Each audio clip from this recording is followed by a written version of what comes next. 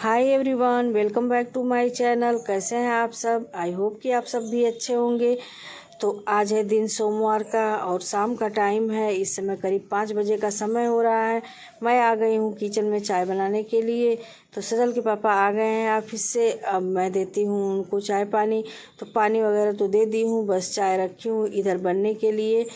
तो चाय हो गया, अब उनको टोस्ट और चाय मैं दूंगी। उसके बाद घर के कामों में लगूंगी तो शुरू होगा रोज़ के शाम वाला काम। तो इधर देखिए जो चाय हमारा बन चुका है। अब मैं ले चलती हूँ, पहले चाय देती हूँ, खुद अपने भी पीऊँगी। सजल अभी है नहीं, वो गया है लाइब्रेरी पढ़ने के लिए। तो इस समय सजल क्या है ना कि लाइब्रेरी ज्वाइन किया है, तो गया है पढ़ने।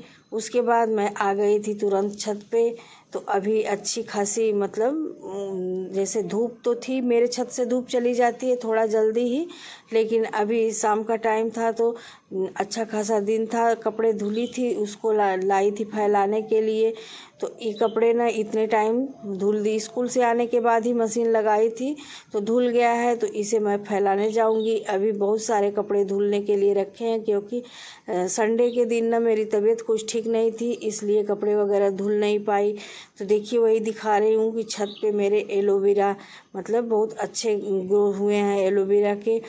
तो ये क्या है ना कि मेरे यहाँ और कोई कुछ लगाती हूँ फूल वगैरह ना, तो बंदर यहाँ पे रहने नहीं देते हैं। बहुत ज़्यादा बंदरों का आतंक है हम लोगों की तरफ।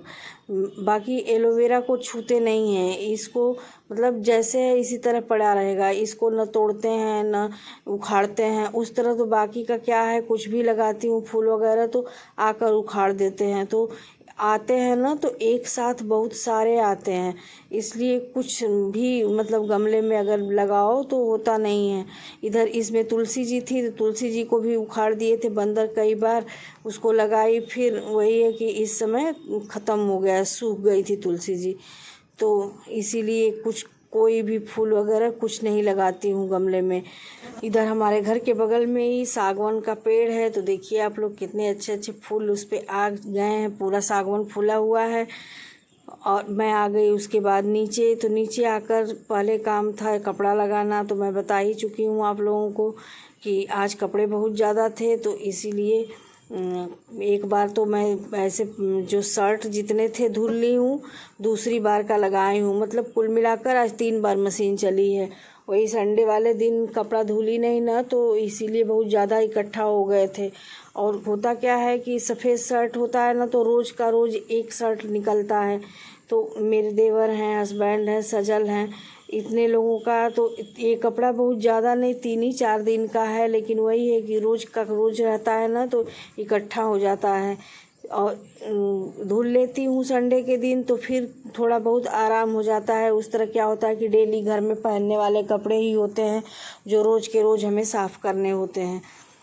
तो उसके बाद फिर मैं बैठ गई चावल साफ़ करने के लिए। तो चावल जो मैं बीन कर रखी थी ना, वो ख़त्म हो गया था। तो इतने टाइम बनना है बाटी चोखा चावल दाल।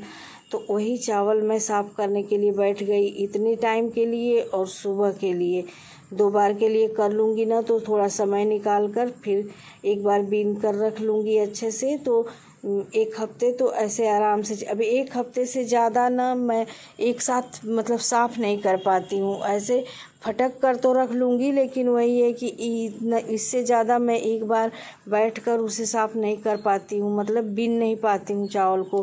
क्या है कि गर्दन दुखने लगती है एक बार इकट्ठा इतना ज़्यादा लेके बैठो तो। वैसे है तो कुछ नहीं, बस वही धान वगैरह है थोड़े बहुत चावल में, लेकिन उतना भी एक साथ झुक के करने में ना थोड़ी सी दिक्कत होती है मुझे। तो इसीलिए थोड़ा थोड़ा करके ही साफ़ करती हूँ। इधर आई थी सब्जी, तो मैं इसको निकाल कर रख देती हूँ डलिया में, क्योंकि धुलना है। धुल लूँगी ना तो पानी इसका जब सूख जाएगा तभी फ्रिज में फिर रखूँगी। तो वही सब्जी वगैरह सारा कुछ निकाली, फिर सब्जी काटना था।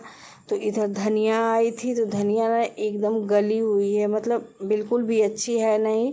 खैर कोई बात नहीं, धनिया तो इतने टाइम ही चोखा या दाल में ऐसे करके ख़त्म हो जाएगी, थोड़ा सा ही था।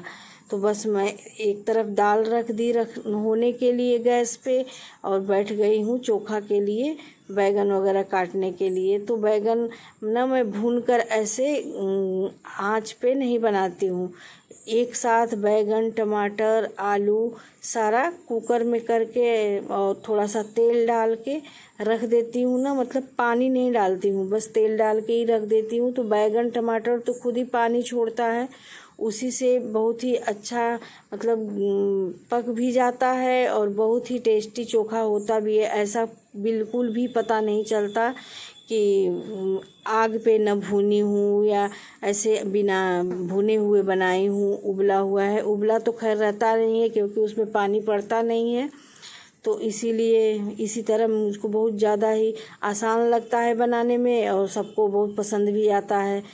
इधर थोड़े से बर्तन थे, बर्तन वाली धुल के गई थी, तो इसको मैं लगाती हूँ स्टैंड में। और साथ के साथ मेरी दाल भी लगभग हो ही चुकी है, तो दाल पलट कर फिर मैं उसमें रखूँगी चोखा के लिए आलू वगैरह जो भी काटी हूँ। और इतना सब करने में ही ना मतलब पसीने से इतना भीग जाती हूँ मैं, क्योंकि इस समय बारिश भी नहीं हो रही है और गर्मी तो इतनी ज़्यादा पड़ रही है ना कि फिर पूछिए मत। क्या है कि बारिश तो हुए हमारे यहाँ करीब 10 दिन के करीब हो गया और मौसम भी इतना ज़्यादा जैसे उमस वाला हो रहा है। बादल लग रहे हैं, लग के फिर चले जा रहे हैं, बारिश हो नहीं रही है। अब देखते हैं कब तक बारिश होती है। अब यही मन कर रहा है ना कि खूब बारिश हो जाए, कि मौसम ऐसे ठंडा थोड़ा सा हो जाए।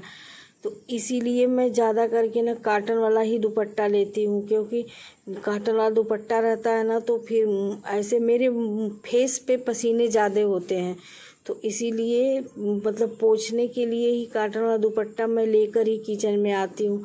हाँ, कभी उस तरह हो गया तो शिफॉन वगैरह का दुपट्टा ले लेती हूँ, लेकिन ज़्यादा मैं कॉटन का ही दुपट्टा यूज करती हूँ। तो देखिए दाल हमारी हो चुकी, दाल को पलट दी हूँ दूसरे भगोने में, इधर रख दी मैं चोखा। तो इसकी ना चोखा की मैं पूरी रेसिपी आप लोगों के साथ शेयर तो नहीं कर रही हूँ, लेकिन देखने के बाद आप लोगों को पता चल ही जाएगा कि कैसे बनाई हूँ। अगर किसी को ऐसी रेसिपी चाहिए चोखा की बाटी की तो आप लोग कमेंट करिएगा, मैं ज़रूर शेयर कर दूँगी। तो इधर जो बाटी है इसके लिए भी आटा लगा ली थी, आटा अच्छे से सेट भी हो गया था, तो बस मैं वही बाटी बनाना शुरू कर दी। इधर कढ़ाई में थोड़ा सा घी डाल दूँगी, कढ़ाई गर्म हो जाएगी, उसके बाद कढ़ाई में ही बाटी बनाऊँगी आज। तो अगर आप लोगों को चाहिए कढ़ाई वाली बाटी की रेसिपी या इस तरह के चोखा की रेसिपी तो ज़रूर कमेंट करिएगा, मैं पूरी रेसिपी आप लोगों के साथ किसी दिन शेयर कर दूँगी। और बहुत ही अच्छा बनता है, ऐसा कुछ नहीं है कि नहीं आग में बाटी नहीं सेकी हूँ या ओवन में नहीं सेकी हूँ तो ऐसे नहीं अच्छा होगा, बहुत ही टेस्टी होता है। तो हमारी बाटी भी बनकर तैयार है और हम 4 लोगों के लिए इतनी बाटी काफ़ी है। तो बस वही अब मैं बनाना शुरू कर दी, इधर कढ़ाई में डाल दी। अब मैं इसको ढककर धीमी आंच पे पकने देती हूँ, मतलब पलट पलट कर ऐसे पकाऊंगी। बहुत ही अच्छी गोल्डन कलर की बाटी एकदम बनकर तैयार हो जाती है। इधर चोखा भी हमारा करीब करीब तैयार ही हो चुका था, तो बस मैं इसमें मिलाती हूँ सारा चीज़। तो जो बैगन था और टमाटर उसका छिलका निकाल ली हूँ, बाकी उसको अच्छे से मैश करके फिर इसमें हरी मिर्च और लहसुन, प्याज, अदरक, धनिया और थोड़ा सा मिर्च वाला जो अचार होता है नमक के साथ इसको मैं डाल दी हूँ इकट्ठा। और बस मैं पूरे चोखे को अच्छे से एक साथ मिक्स कर लेती हूँ। तो देखिए हमारा बनकर तैयार हो गया है चोखा। आप लोग बताइएगा देखने में आप लोगों को कैसा लग रहा है। इधर दाल में भी तड़का लगा दी थी, तो दाल भी हमारी बनकर तैयार हो चुकी है। बस अब बाटी में थोड़ा सा ही समय है, बाटी भी लगभग हो ही चुकी है। तो अब मैं चलती हूँ देखने, बाटी हो गई है तो बस चावल रख दी हूँ, अब देना है सबको खाना। तो देखिए हमारी बाटी भी बनकर कितनी अच्छी कुरकुरी सी बाटी बनकर तैयार हो चुकी है। अब सबको देती हूँ खाना, और खाना देने के बाद फिर मैं लपट गई इसमें गैस वगैरह साफ़ करने में। तो ये सब क्या है ना कि रात में साफ़ हुआ रहता है तो सुबह के टाइम बहुत ही ज़्यादा ऐसे रिलैक्स रहता है कि जब सोकर उठकर आओ ना किचन में और किचन एकदम साफ़ सुथरा मिलता है तो अच्छा लगता है देखने में भी और काम करने में भी मन लगता है। तो बस गैस वगैरह अच्छे से साबुन लगाकर साफ़ कर ली हूँ। सुबह का क्या होता है ना कि सुबह उसी तरह कपड़ा से ही पानी भिगोकर ऐसे साफ़ कर लेती हूँ। सुबह के पास एक तो मेरे पास समय नहीं रहता है, और रात में अच्छे से साफ़ कर दो ना तो एक बार कपड़े से भी साफ़ कर दो तो साफ़ रहता है। गैस वगैरह पूरा स्लैब हुआ, गैस हुआ, तो ये सब साफ़ रहता है।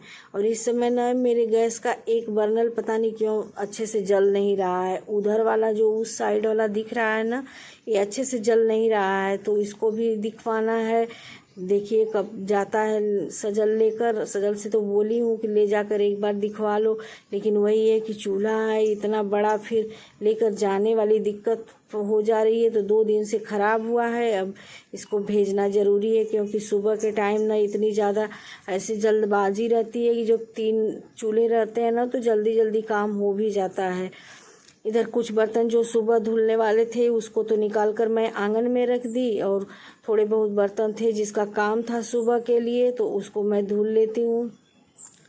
अगर आप लोगों को मेरी वीडियो थोड़ी सी भी अच्छी लगती हो ना तो मेरे चैनल को सब्सक्राइब कर लिया करिए, और मेरी वीडियो पे लाइक, शेयर और कमेंट ज़रूर किया करिए। कमेंट करने से ना बहुत ज़्यादा ऐसे मोटिवेशन मिलता है, अच्छा लगता है।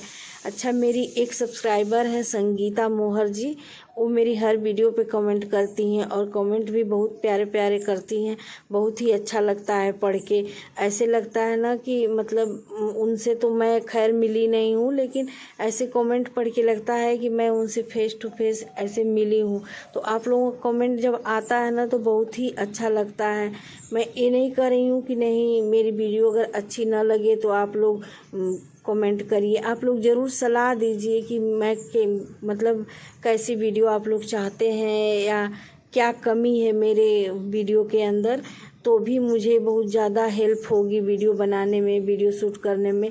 तो अब क्या है कि मैं डेली का घर का ही काम दिखाती हूँ, तो जो मेरा जो काम रहता है घर का वही मैं दिखाऊंगी, जो करूँगी। अपनी लाइफ स्टाइल का मतलब है कि जो मैं करती हूँ वही आप लोगों के साथ शेयर करती हूँ। तो अगर आप लोगों को थोड़ा सा भी अच्छा लगे तो ज़रूर कमेंट करिएगा। तो देखिए मेरा बातों बातों में पूरा काम किचन का हो गया, साफ़ सफाई सारा हो गई। हाँ, नीचे का झाड़ू पोछा है तो ये तो सुबह में मैं करूँगी। अब चलती हूँ देने सजल के लिए दूध। तो सजल अभी बैठ के पढ़ रहा है, बस खाना पानी सबका हो ही गया था, बस वही दूध देना था उसको। तो वही दूध मैं फिर फ्रिज से निकाल कर गर्म करती हूँ और देती हूँ सजल को। तो इसमें थोड़ा सा बस चीनी मिलाई हूँ, क्योंकि बिना चीनी का सजल पीता नहीं है, तो थोड़ा सा चीनी मिलाकर दूध देती हूँ और पानी। तो इसी के साथ अब मैं वीडियो का यहीं पे एंड करती हूँ। मिलूँगी अगले